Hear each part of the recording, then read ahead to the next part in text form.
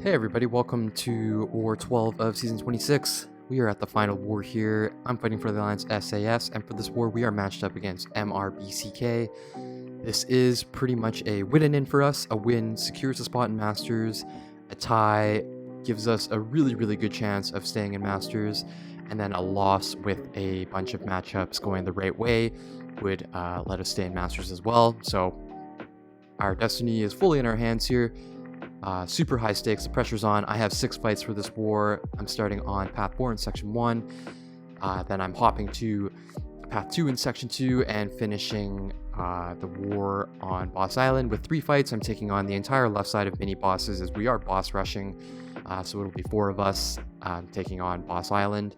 And this is the team that I'm bringing in. Human Torch, he's at rank 3, Sig level 20. He's taking on 4 of the 6 fights. 3 Mystic fights and a Magneto House of X at the end. Warlock is coming in for 1 fight, taking on Emma Frost on Path 2 in Section 2. And then we're bringing in, for the first time this season, Magik. She is at rank 5, Sig level 200. She's going to finish off the war against the Sorcerer Supreme with all the power gain and special 2 nodes.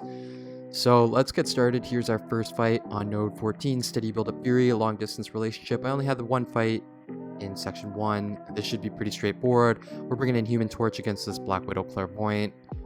Not going to use Flame On. We do need it later on in the war. And the only thing I'm going to try and keep in mind is try and prevent her from throwing that heavy. The longer that I can stay in the fight without bleeds being applied for me, the more effective my Incinerates are going to be. It is a small worry, however, this is a really good matchup for Torch. As Clairvoyant is a Mystic, so as long as I'm playing clean on my end and not missing my parries, I should get out of this fight unscathed. We hit Nova Form or Nova Flame really early, so we're stacking up Power Stings. If she does throw her special, it's going to take off a good chunk of her health, so we're in a good spot. I fire off the special to finish, and 28 hits. That first fight goes down fairly smoothly. So 1 down, 5 to go.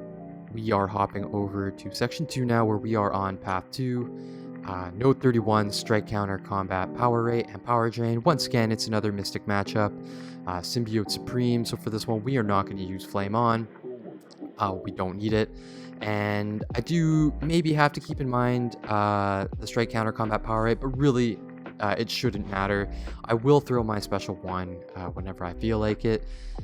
Just to keep that down, if the fight goes long enough where the combat power rate actually comes into play, I'm in deep trouble, and this is Torch against a Mystic, and that should really never happen. Just as long as I'm hitting my parries and making sure I keep those Incinerates up. But he is already melting, as you can see. There's not much to worry about. We do throw off that special 1. Doesn't really matter though, because he is just over halfway done, and he has a decent amount of Nova Flames ticking away at him. Throws 1 special 1, but this fight is pretty much over. There's our second fight. 2 really straightforward Torch fights. Really good to get through those cleanly. We have 4 more left. Node 41, Strike Counter, Combat, Power Rate. Stung 1's twice shy. We have an Emma Frost. We're bringing in Warlock for this one. This is the last war. I'm going to use whatever boosts that I have available. Advanced Power Boost plus a 200% Tech Power Boost. I'm going to use that here. Just have to remember, I cannot throw a special while a Power Sting is up. And just to play this matchup as safe as possible. If I have to, I will block her special 1. I don't really gain anything from dexing it. I don't care about the chip damage. This is the only fight that Warlock is being used for. So the only thing I care about is getting out of this fight with all 3 attack bonuses. So we should have access to at least 1 special 2 here before the suppressions kind of kick in. I think I'm going to bait out 1 SP1 before I throw the special 2. And there we go. We're getting a decent amount of power back. Unfortunately, it's not enough to get us back to that 2 bars. So I don't think I'm ever going to cross back up to 2 bars, but that's okay. We have full control over the fight here. She's going down smoothly and quickly. There's really no threat. I'm going to fire off a special 1 just to finish her off. And looks like 1 more hit should seal out the fight. There we go. We are halfway done. We have 3 more fights left. That was it for Section 1 and Section 2. We are headed over to Boss Island, where we have the left side minis, starting off with Node 48. It's Tigra with Rage, Extend, and Return policy. This is the fight where I am going to use Flame On. I do know that the Rage threshold is 5,370. Not that big of a worry for Human Torch. I am actually heavily boosted for this one. I did a few duels to test. I ended up taking off all my points in the offensive masteries just to be safe. But I know that there's pretty much no way for me to hit the Rage threshold as long as I don't throw any specials. So I'm going to try and bait out our SP1 if possible, but I am mindful that the defender could be running a high level of Mystic Dispersion, and if I Dex hit a little bit too much, it's going to end up pushing her over to a special 2 anyways. So I'm going to have to keep an eye on her health bar just to see how fast she's ticking down, and that'll determine whether or not I want to dedicate a chunk of time in the fight to baiting out the special 1. She's not really throwing it. And at this point, I know that I have a Dex buff up, so I'm going to just push her to the special 2, which she throws right away, of course. But we are in the middle of the map. I'm not worried. We are not cornered. I can dash away safely, and this fight is over. The Nova Flames are just melting her, and really glad we were able to get out of that one cleanly. Quickly hopping over to the next one, Node 51, Hurt Locker, Power Focus 1, Enhanced Special 1. We had the Invuln boost for the Tigra fight. Had to kind of shimmy on through to the next one just to see if we could carry this one over. No Flame On. The plan here is to reparry and turtle up just to discourage him from throwing the special 1. I do have the invulnerability boost. And one of the officers, Tang, he actually did mention shortly before I took this fight that the special 1 is actually fully blockable because it is a 1-hit projectile. And the way Enhanced Special 1 works is if it's a flying projectile hit, it's actually not unblockable. So originally my plan was to just come into this fight with an invulnerability boost and tank 3 of the special 1s, because there is no way that I want to risk dexing the SP1 in war, especially when we need all the attack bonuses that we can get to secure our spot in the Masters bracket. So far it's going well. We're doing a good job of preventing him from throwing that special 1. We have 3 hits to give with the invulnerability boost. I have no problem taking chip damage off the block forever just to get our openings. Don't care. This is the last torch, the last fight that I'm using torch with.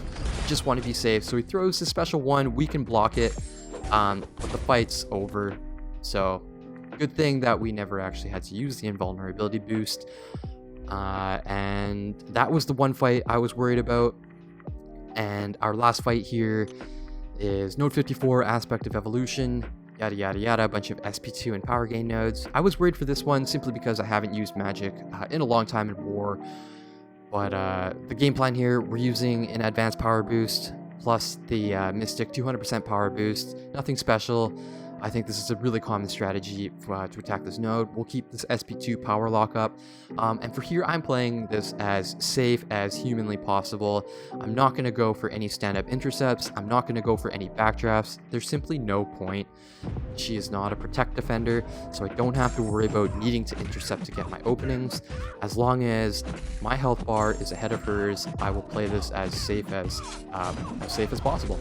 So she does cross over that 1 bar power, so Aspect of Evolution will play a small part in the fight. But we're off to a great start. We fired off 2 special 2s. We've got full control over the fight. We have the power lockup, and she's completely drained of power. So I'm going to be hitting medium, light combos, backing off, getting a parry, and then repeat until I get to that special 2. There is nothing in this fight that tells me that I need to intercept or take a risk. So we're halfway through.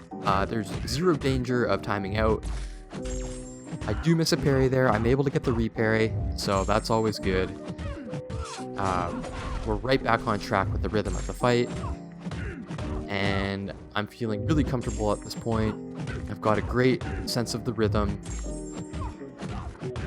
The power back boosts are making this fight a lot simpler. We only have to earn a bar of power with our regular combos before throwing out the special 2.